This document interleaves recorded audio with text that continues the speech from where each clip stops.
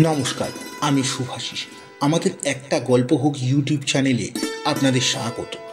আজকের গল্প জলধর সেনের কাহিনী অবলম্বনে কাঙালির ঠাকুর।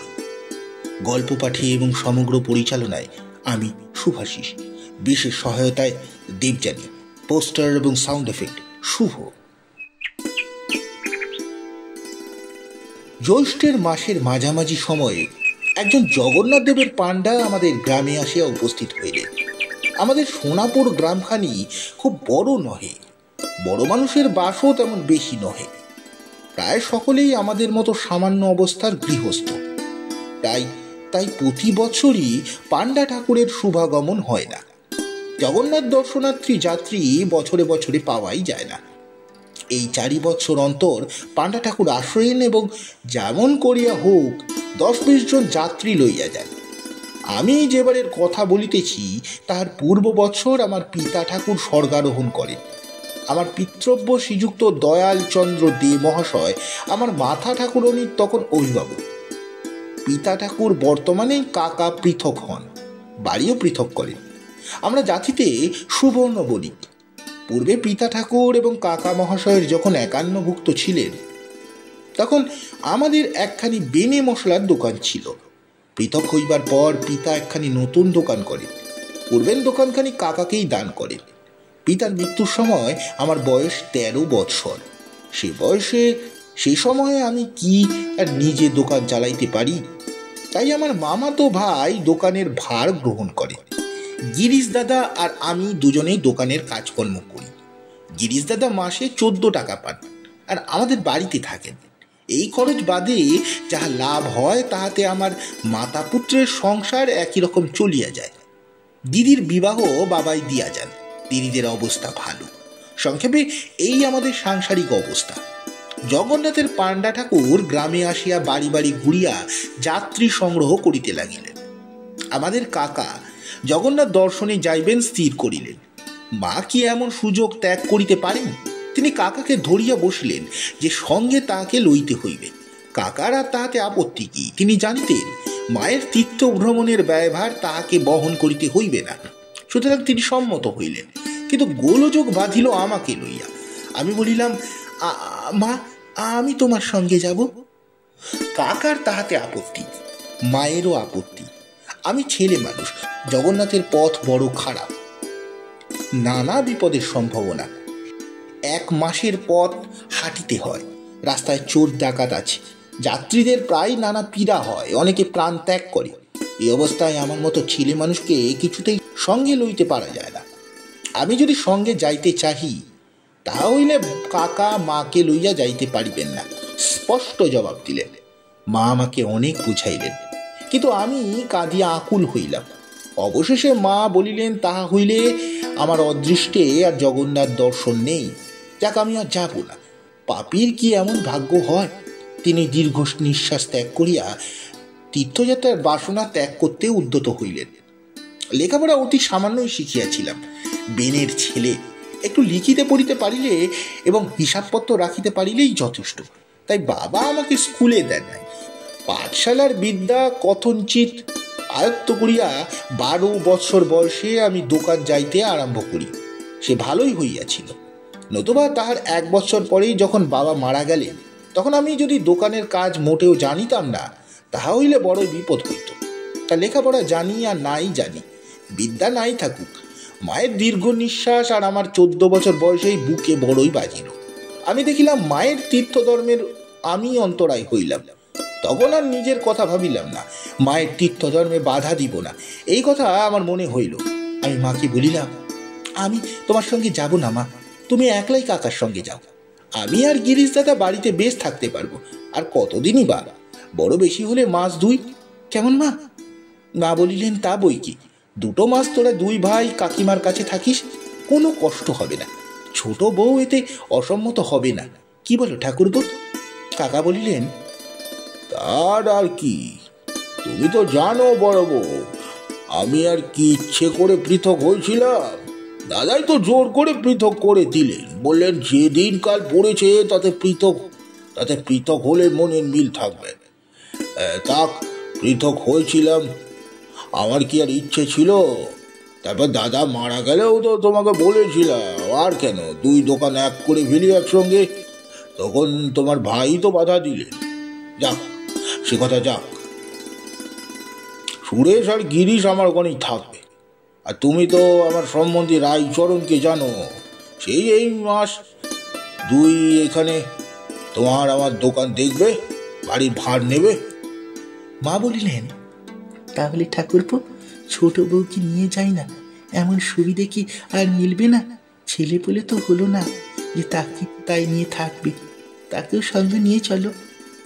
কাকা বলিলেন, এই শোনো কথা, আজ 3 দিন ধরে তাকে বুঝিয়ে সুঝিয়ে ঠিক করেছি, এখন আর তুমি তাল তোলো? শেষ দেখছি আর কারো যাওয়া হবে না। আর তার কি এখন তীর্থ ধর্মের সময়? যে পরে হবে। তুমি আরো গোল তুলো না বড় বউ। সুরেশ বাড়ি রইল, তাদের দেখবে কে? হ্যাঁ, সেই কথা ঠিক বলেছে ঠাকুরপো। তাড়াতে ছেলেকে সমর্পণ করেই আমি যাব। না, সে থাক, বেঁচে থাক। তোমার লক্ষ্মীশ্রী বারক, সে কত ধর্মকর্ম করতে পারবে। দোসরা আষাঢ় শুভ দিনে গ্রামের আরো 10-8 জন মেয়ে পুরুষের সঙ্গে কাকা ও মা জগন্নাথ দর্শনে যাত্রা করিলেন। এখনকার মতো সে সময় রেল হয় নাই। তখন আমাদের গ্রাম থেকে হেঁটে গিয়ে রেলে কলকাতায় যেতে হতো। সেখান থেকে নৌকায় উঠে উলুবেড়ে, তারপর যাদের অবস্থা ভালো নয় তারা সারা রাত হেঁটে যেত। পথে চটিতে থাকতে হতো। রাস্তা কি কম? পান্ডা ঠাকুর গল্প করত, সে দেশে আমাদের দেশের মতো ক্রোশ নয়, ডাল ভাঙা ক্রোশ। রাস্তার যে কোনো গাছের থেকে একটা ডাল ভেঙে নিয়ে পথ হাঁটতে হাঁটতে যখন ডালের পাতাগুলো শুকিয়ে যেত, তখন এক ক্রোশ পথ চলা হতো।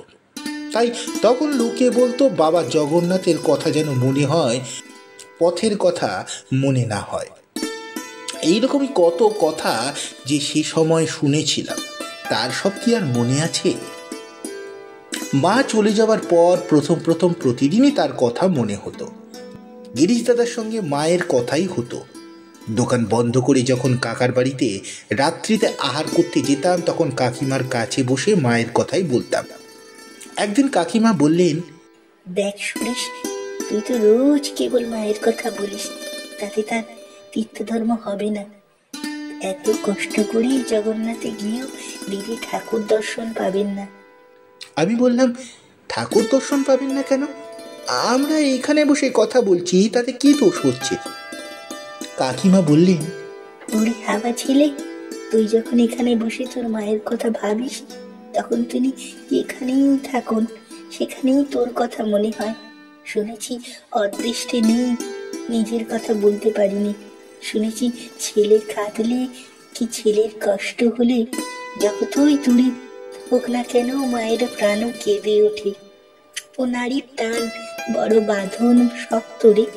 তুই যদি এখানে বসে তোর মায়ের জন্য এখন কাঁদিস, তাহলে সেই পুরীতে পথে চটিতে বসে তোর মা কেঁদে প্রাণ, তোর মায়েরও প্রাণ কেঁদে উঠবে রে।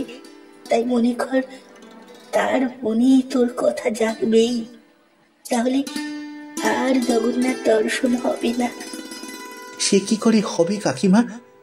তাই হয় রে বাবা, তাই হয়। তুই তো কথা যখন তখন ভাবলে, তুই তার কথা যখন তখন ভাবলে, তাকেও তোর কথা ভাবতেই হবে। তার ফল কি হবে শুনবি? আমার বাপের গায়ের একজন বিধবা, এই তোর মায়ের মতো, একবার তোরই মতো কি তোর চাইতে একটু ছোট এক ছেলেকে বাড়িতে রেখে জগন্নাথ গিয়েছিল। বিধবা সারা পথ শুধু ছেলের কথাই ভাবতো, ছেলের কথাই বলতো। এই আমার খোকা এখন ভাত খাচ্ছে, এই আমার খোকা এখন হয়তো খেলা করছে, আর এই খোকা বুঝি কাঁদছে, এই বুঝি খোকার বুঝি খিদে পেয়েছে। হতভাগী সারাটা পথ শুধু এই করেই গিয়েছিল। যারা সাথী ছিল তারা কত নিষেধ করতো, বলতো, খোকার মা, খোকার কথা ভেবো না, জগন্নাথ দেবের কথা ভাবো। সে কিন্তু তা পারতো না, তার মন পড়েছিল যে তার খোকার কাছে। তারপর কি হলো শুনবি? পুরী পৌঁছে তারা ধুলো পায়ে জগন্নাথ দর্শন করতে মন্দিরে গেল। তখন সকলে ঠাকুরের চাঁদ মুখ বেশ দেখতে পেলে, কিন্তু ওই হতবাকি খোকার মা বলতে লাগলো, কই, মন্দিরের মধ্যে তো জগন্নাথ দেখতে পাইনি, ও তো আমার খোকার মুখ। 3 দিন উপরি উপরি দেখতে গেল, খোকার মুখ ভিন্ন আর কিচ্ছুটি দেখতে পেলে না। রথে যখন ঠাকুরকে তোলা হলো তখনও দেখতে গেল, কিন্তু চাঁদ মুখ আর দর্শন হলো না। সে তার খোকার মুখই দেখলে, ঠাকুর তাকে দর্শনই দিলেন না। জগন্নাথ যে সে ঠাকুর নয় সুরেশ, তার দিকে মন নিয়ে না গেলে তিনি দর্শন দেন না। আরো শুনবি, গল্প শুনেছি এক বুড়ি একবার জগন্নাথে গিয়েছিল। যাবার সময় তার বাড়ির উঠোনে এক সজনে গাছ ফুল ফুটেছে দেখে গিয়েছিল। বুড়ি সারা পথ ওই সজনের ফুল আর খাড়ার কথা ভাবতে ভাবতে গিয়েছিল। মন্দিরে গিয়ে সে যে না সজনে খাড়াই দেখেছিল। জানিস এসব সত্যি কথা, তাই তোকে বলছি, মায়ের জন্য অত কাতর হলে তোর মায়ের মনও তোর জন্য কাতর পাবে। তখন তিনি মন্দিরে গিয়ে ঠাকুরের দর্শন পাবেন না, দেখবেন তোর মুখ। এত কষ্ট, এত খরচ সব বৃথা হয়ে যাবে রে। কাকিমার কথা শুনে বড়ই ভয় হলো। তাহলে মায়ের কথা ভাবা ঠিক নয়, কিন্তু মন কি করে বোঝে? সংসারে মা বিনে আমার যে কেউ নেই। এই 14 বছর বয়সে তাহার স্নেহ দ্বারাই যে আমি পুষ্ট বর্ধিত। আমার সেই স্নেহময়ী জননীর কথা সময়ে অসময়ে আমার মনে হতে চায়। কোনো বাধা বিপত্তির কথা মনে থাকে না। 2-1 দিনের পথ হলো না হয় মনকে প্রবোধ দিতে পারতাম, কিন্তু এই যে দীর্ঘ পথ, আর সে দীর্ঘ পথে কত বিপদ, কত কষ্ট। মাঝে কোনোদিনও এত কষ্ট সহ্য করেন নাই। পথে তার যদি কোনো অসুখ হয় তাহলে কে তাকে দেখবে? মা কি কেমন করে তার সেবা করবে? কাকা কি তেমন করে তার সেবা করবে? ডাক্তার কবিরাজ কি মিলবে? মা যদি মারা যান, কথাটা আমি ভাবতেও যে পারি না। আমি তখন কাতরভাবে জগন্নাথ দেবের কাছে প্রার্থনা করতাম, হে জগন্নাথ, হে ঠাকুর, আমার মাকে ঘরে ফিরে এনে দাও। এ সংসারে মা ছাড়া আমার কেউ নেই ঠাকুর। কাকিমার সঙ্গে কথা হওয়ার পর মুখ ফুটে আর মায়ের কথা কাহাকেও বলতাম না। তার ফল এই হতো, মনে সর্বদাই তার কথা উঠত। হাজার চেষ্টা করেও আত্মসংবরণ করতে পারতাম না। সেবার 24-এ রথ, 24-এ পর্যন্ত চুপই করেছিলাম। তারপর তো আর ভয় ছিল না। মায়ের জগন্নাথ দর্শন তো হয়ে গিয়েছে। এখন তো তিনি বাড়ি ফিরবেন। এখন আর তার কথা বললে আর জগন্নাথ দর্শনের কোনো ব্যাঘাত হবে না। তখন আমি দিনরাত গুনতে আরম্ভ করলাম। 2রা তারিখে তারা বাড়ি বেরিয়েছিল। 20 তারিখ 21 তারিখে পুরী পৌঁছেছে, তাহলে যেতে লেগেছে 18 দিন। 24 তারিখ রথ হয়ে গিয়েছে, তাহলে তারা না হয় আরও 1 দিন 2 দিন সেখানে বাস করবেন। তাহলে 26-এ, নিতান্তই না হয় 27-এ নিশ্চয় যাত্রা করেছে।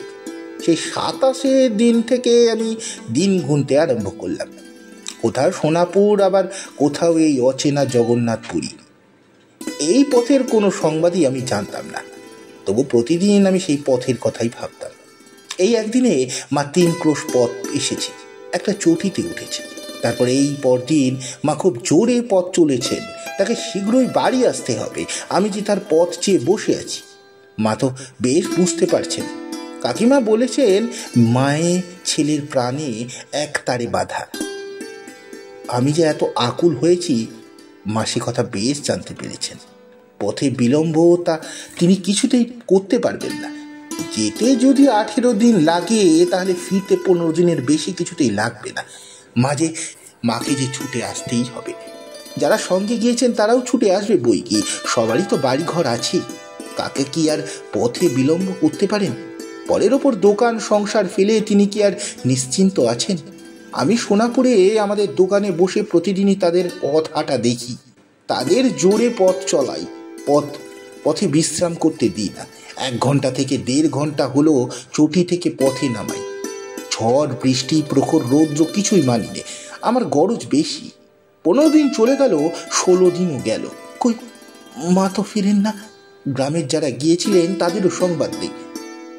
কাকারই বা কি বিবেচনা? সেই পুরী পৌঁছে একখানি পত্র লিখেছিলেন, তারপর এই এতদিনের মধ্যে একটা সংবাদও দিলেন না। 2 লাইনে একখানি পত্র লিখতেও এত আলস্য। 18 দিন গেল, 19 দিন এলো। যেতে তো 18 দিনের বেশি লাগে নাই, তবে আসতে এত বিলম্ব হচ্ছে কেন? কাকার তো কোনো অসুখ করে নাই, মা তো ভালোই আছেন। আমি যে আর ভাবতে পারি না। আরও 2 দিন গেল। 3য় দিন সন্ধ্যার সময় দোকানে আছি, সংবাদ পেলাম এইমাত্র পুরীর যাত্রীরা ফিরে এসছেন। গিরিশ দাদাকে দোকান বন্ধ করে আসতে বলে আমি ঊর্ধ্বশ্বাসে বাড়ির দিকে ছুটলাম। আমাকে অধিক দূর যেতে হলো না। পথের মধ্যে কাকার সঙ্গে দেখা হলো। তিনি বিষণ্ণ বদনে অতি ধীরে ধীরে বাজারের দিকে আসছিলেন। আমি তাড়াহুড়ো করে পায়ের ধুলা মাথায় দিয়ে বললাম, কাকা, তোমরা কতক্ষণ এসছো? কাকা আমার কথায় হা হা করে কেঁদে উঠে আমাকে বুকে জড়িয়ে ধরলেন। তার এই অবস্থা দেখে আমি যে কি করব ভেবে পেলাম না, তবে মায়ের যে কিছু হয়েছে তা বেশ বুঝতে পারলাম। তবু প্রাণপণ শক্তিতে জিজ্ঞাসা করলাম, মা ভালো আছে তো? কাকা আর চুপ থাকতে পারলেন না, কাঁদতে কাঁদতে বললেন, ওরে বাপ আমার, বড় বউ আমাদের ছেড়ে চলে গেছে।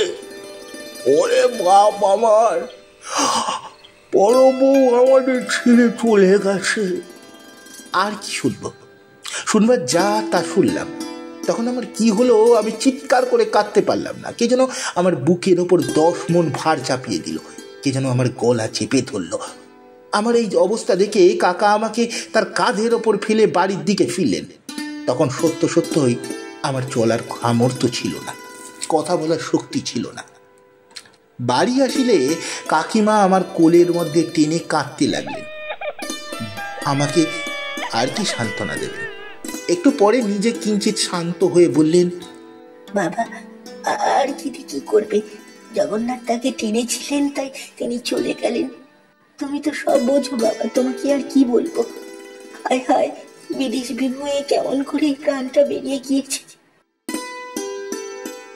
তখনও কান্না থামে না, শরীরের সব শুকিয়ে গেছে, চোখে জল আসবে কোথা থেকে?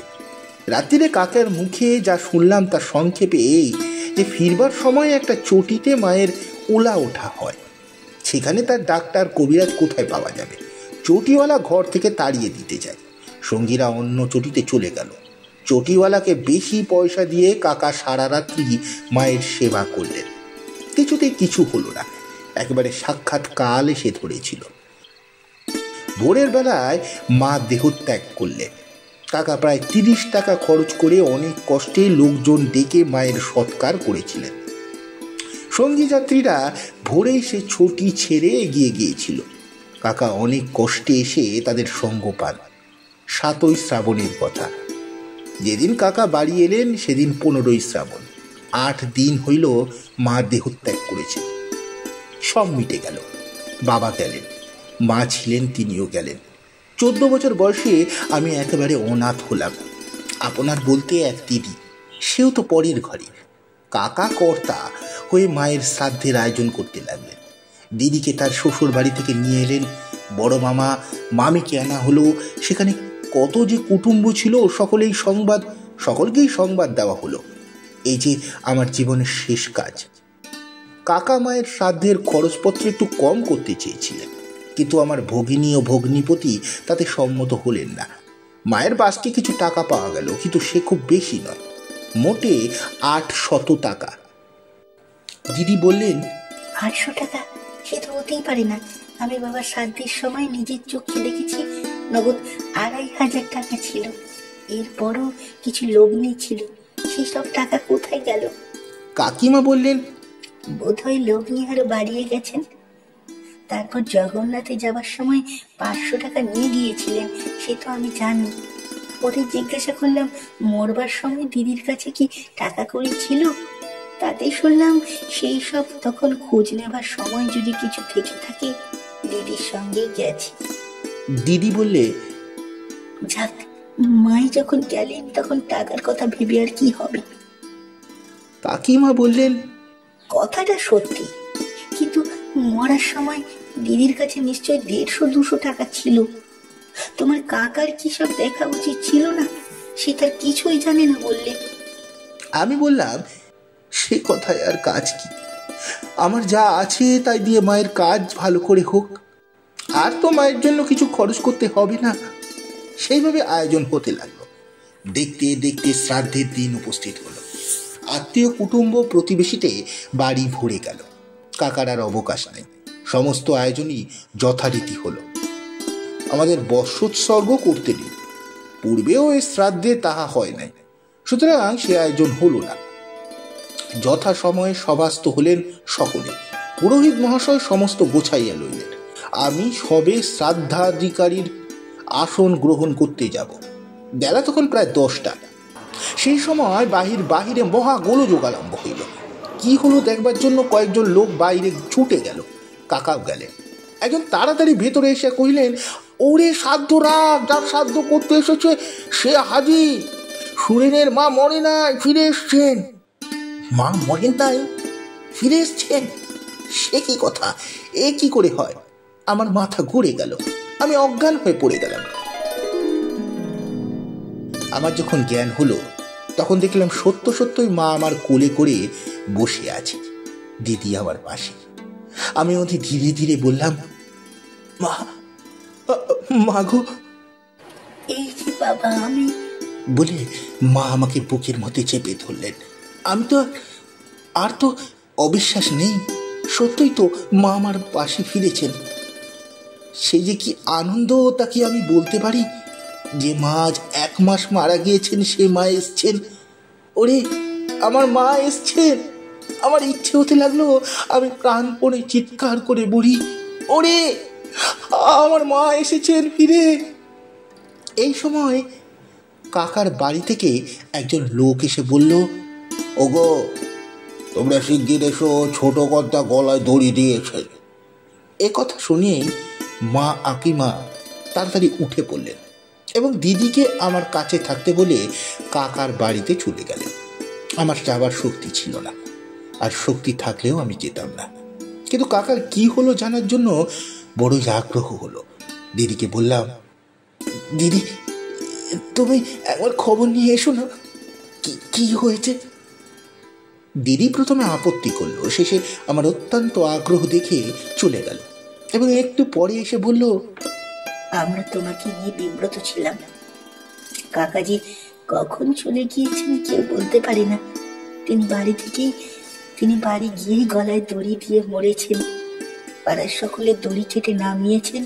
ডাক্তার এসেছে, কাকার প্রাণ বেরিয়ে গিয়েছে। সকলেই বলছে যেমন কর্ম তেমনি ফল, মা এখন আর আসতে পারবেন না। কাকার শোচনীয় পরিণাম শুনে তার মহা অপরাধের কথা ভুলে গেলাম। তার জন্য বড়ই কষ্ট হলো। এই ঘটনার 2 দিন পরে এক সময় মাকে জিজ্ঞাসা করলাম, মা এই কদিন এইসব গোলমেলে কোনো কথাই জানতে পারি নাই, তুমি কি করে বেঁচে এলে মা? বলো না মা, কাকা তো তোমাকে মেরে ফেললে, তোমার সৎকার পর্যন্ত করেছিলে, তারপর কি হলো? মা বললেন, সে কথা তোর আর শুনে কাজ নেই, আর যদি শুনতে হয় অন্যের কাছে শুনিস। সকলেই শুনেছে, আমি আর সে কথা তোর কাছে বলবো না। অনেক অনুরোধেই মা বললেন, নিতান্তই ছাড়বি না, তবে শোন, পথের কথা আর জগন্নাথ দেবের কথা তোকে আর কি বলবো, তুই বা কি বুঝবি। প্রথম রথের পরদিনই আমার বেরোবার ইচ্ছা। তখন তো ঠাকুরের টান নেই, তোর টান। ঠাকুর তার খুব ফল দিয়েছেন, খুব সাজা দিয়েছেন। যার সঙ্গে যারা ছিল তারা সকলেই আরো 2 দিন থাকতে চাইলে, কি করি, থাকতে হলো। কিন্তু প্রাণ তখন বাড়ির দিকে, তোর দিকে। 3 দিনের মাথায় সকলে বেরিয়ে পড়লাম। আমার তখন এমন হয়েছে 2 দিনের পথ এক বেলায় আমার চলতে আপত্তি নেই, আর সকলেরও তাই। ঠাকুর বললেন, রাও বেটি, তোর শিগগির বাড়ি যাওয়া ঘুচিয়ে দিচ্ছি। 10 দিন বেশ এলাম। 11 দিনের পথে পেটের অসুখ হলো। কাউকে কোনো কথা বললাম না, অতি কষ্টে পথ চলতে লাগলাম। সন্ধ্যার সময় একটা চটিতে এসে একেবারে অসাড় হয়ে পড়লাম। আমি খুব ভেদ বমি করতে লাগলাম। আমরা যে ঘরটায় আশ্রয় নিয়েছিলাম, আমার অবস্থা দেখে সঙ্গীরা ঘর ছেড়ে অন্য ঘরে চলে গেল। তবে কাকা আমার কাছে বসে থাকলো। কেমন করে চটিয়ালাও সেই খবর পেয়ে গেল রে। আর কোথায় যাবি, সেখানা লাঠি হাতে করে বলল, বেরো এক্ষণ থেকে, নইলে মেরে তাড়িয়ে দেব। ঠাকুরপো কত বিনতি করতে লাগলেন, বেশি পয়সা দিতে চাইলেন, কিন্তু সে রাজি হলো না। তখন কি আমার মনে হতে লাগলো, আমার তো হাত পা অবশ হয়ে আসছে, তখন কথা বলার শক্তি নেই। তোর কাকা আমাকে এই অবস্থায় একলা ফেলে ছুটিতে গেল। সেখানে কি হলো জানি না, একটু পরে দেখি সকলে চটি থেকে সেই রাত্রি বেরিয়ে পড়লো। বুঝলাম আমাকে গাছতলায় একলা ফেলে রেখে সাথীরা সবাই পালাচ্ছে। তখন কিন্তু মনে হয় নাই ঠাকুরপো চলে যাবে, সে কি কখনো হয়? একটু পরে দেখি ঠাকুরপো আমার কাছে এলো। আমার মনে আশা হলো সে আমাকে এমনি ফেলে রেখে যাবে না রে। ঠাকুরপো এসে কি করলো শুনবি? সে এসে আমার নাকের কাছে হাত দিল, দেখলো আমি বেঁচে আছি কিনা। আমার কোমরে যে টাকা ভিজে ছিল, আমার তো কোমরে যে টাকা গোজা ছিল, সেটা টেনে খুলে নিল। আমার তখন বেশ জ্ঞান আছে, কিন্তু কথা বলতে পারছি না, হাত পা মারাতে পারছি না। তখন চলে যাওয়া দেখে আমি প্রাণপণে চিৎকার করার চেষ্টা করেছিলাম। আমার কি তখন শক্তি ছিল? সেই অন্ধকার রাত্রিরে গাছতলায় আমাকে ফেলে সত্যি তাড়াতাড়ি চলে গেল। আমার বুকের ভিতর তখন যে কি হরি উঠলো, তোকে কি করে বোঝাবো বাবা। সে অবস্থা যেন অতি বড় সত্তরের কখনো না হয়। তখন আমি সব ভুলে গেলাম, তোর মুখখানিও ভুলে গেলাম, ঘর সংসারের কথা তখন আর মনে হলো না। আমার মনে হলো বাবা জগন্নাথের কথা। আমি তখন মনে মনে তাকেই ডাকতে লাগলাম, জয় বাবা জগন্নাথ। তারই পায়ে মন ঢেলে দিলাম। ক্রমে ক্রমে আমার যেন কি হলো, আমার চোখের সম্মুখে আধার হয়ে আসতে লাগলো, কিন্তু মনের মধ্যে, আমার বুকের মধ্যে দেখতে পেলাম ঠাকুরের সেই মুখখানি। তারপর কি হলো তা জানি না। যখন আমার জ্ঞান হলো, তখন কতক্ষণ হয়েছে বলতে পারবো না। যখন একটু জ্ঞান হলো, তখন মনে হলো কি আমার মাথায় গায়ে হাত বুলিয়ে দিচ্ছে। সে যে কি তা তোকে বলতে পারবো না। আমার শরীরের সে হাত লেগে সব শীতল হয়ে যাচ্ছে। চোখ আর চাইতে পারি না, চোখের উপর কি যেন 10 মণ পাথর চাপা দিয়ে বুঝে মনে হলো। অনেক চেষ্টা করে একবার চাইলাম, কিছু দেখলাম শুনিবি রে বাপ আমার। মুখে যে যে কথা আসে না, কেমন করে সে কথা বলবো। যে দেখলাম ঠাকুর, হ্যাঁ সত্যি ঠাকুর জগন্নাথ দেব মুখ, সত্যি জগন্নাথ দেবের মুখ দেখলাম। তিনি আমার পাশে বসে আছেন, তারই সেই চাঁদ মুখ আমি দেখতে পেলাম। একবার, শুধু একবার দেখা, তারপরে আবার চোখ বন্ধ হয়ে এলো। আমি চিৎকার করে ডাকলাম, প্রভু দয়াল প্রভু ঠাকুর, আরেকবার আমার চোখ খুলে দাও, তোমার চাঁদ মুখখানি দেখতে দাও। তারপর আমি চোখ খুলবো না, আমি কিচ্ছু চাইবো না। হায় রে অভাগী, হায় রে কপাল আমার। ঠাকুরের আর দয়া হলো না, আমার চোখ আর খুললো না। কিন্তু তখনই শীতল হাত আমার গায়ে আসছে। তখনও সে শীতল হাত আমার গায়ে রয়েছে। আমার মুখ শুকিয়ে গিয়েছিল, অতি ধীরে বললাম, একটু চল। সুরেশ বাবা, আমার বাবা ভালো করে শোন আমার কথা। সত্যি আমার মুখে জল দিল। সে তো জল নয়, চরণাবৃত। তেমন জল তো কখনো খাইনি। কি যে তার গন্ধ, কি যে তার স্বাদ, অমৃত। সে অমৃত। আমার সকল জ্বালা যন্ত্রণা দূর হয়ে গেল। এ স্বপ্ন নয়, স্বপ্ন নয় বাবা, সত্যি কথা। আমার শরীর জুড়িয়ে গেল, আমার রোগ যেন পালিয়ে গেল। যাকে সন্ধ্যার পর সকলে মোড়ামুড়ি করে ফেলে গিয়েছিল, সে যে ভালো হয়ে গেল। হঠাৎ গাছের উপর একটা পাখি ডেকে উঠলো, সেই ডাকে আমার বুকে যেন বল এলো। আমি চোখ খুলে গেল, আমার চোখ খুলে গেল। আমি চেয়ে দেখি ভোর হয়ে গেছে, পথে দিয়ে যাত্রীরা সব যাচ্ছে, কিন্তু আমার কাছে কেউ নেই। গাছতলায় একলা শুয়ে আছি, শরীরে কোনো যন্ত্রণা নেই। রাত্রে মরতে বসেছিলাম তেমন বোধ হলো না। আমার যে অসুখ হয়েছিল তার চিহ্ন মাত্র নেই। আমি তখন উঠে বসে হাত জোর করে ঠাকুরকে দেখতে লাগলাম, ঠাকুরকে ডাকতে লাগলাম, প্রভু কাঙালের ঠাকুর, এত দয়া তোমার এই অভাগীর ওপর। বাবা, তোর মা কত ভাগ্যবতী, তোর মায়ের সব আশা পূর্ণ হয়েছে বাপ। আমার মতো মহাপাপী ঠাকুরের চরণামৃত পেয়েছে, তাই বেঁচে গেছে। তারপর আর কি, সঙ্গে পয়সা ছিল না, তাতে কি, যাওয়ার সময় তো টাকার সঙ্গে থাকতে এক একদিন খেতে পাইনি, কিন্তু যখন এক পয়সাও নেই তখন দয়াল ঠাকুর আমার জন্য আগে হতেই সব ঠিক করে রেখে দিতেন। সব ঠিক করে রেখে দিতেন। পথে যেখানে গিয়েছি কাউকে বলতে হয় না, আমাকে ডেকে ডেকে লুকিয়ে খেতে দিয়েছে। এ তো তারই খেলা, ওরে তারই খেলা।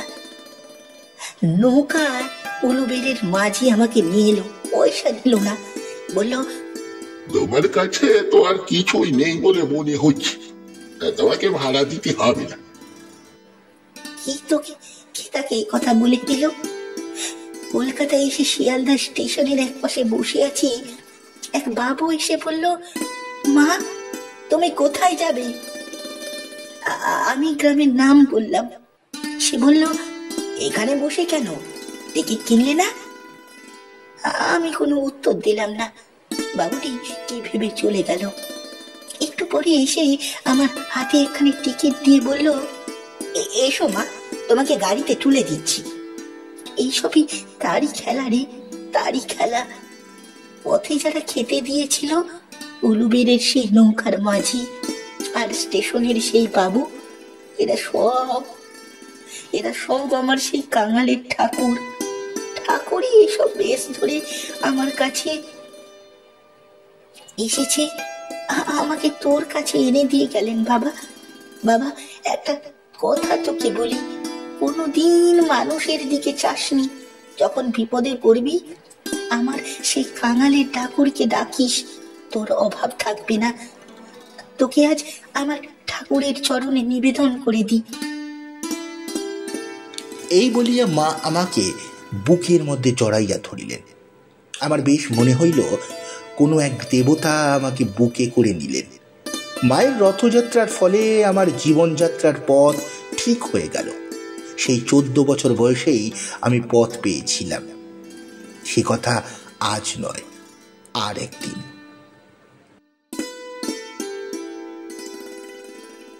সমাপ্ত। গল্পটি আপনাদের কেমন লাগলো অবশ্যই জানাবেন।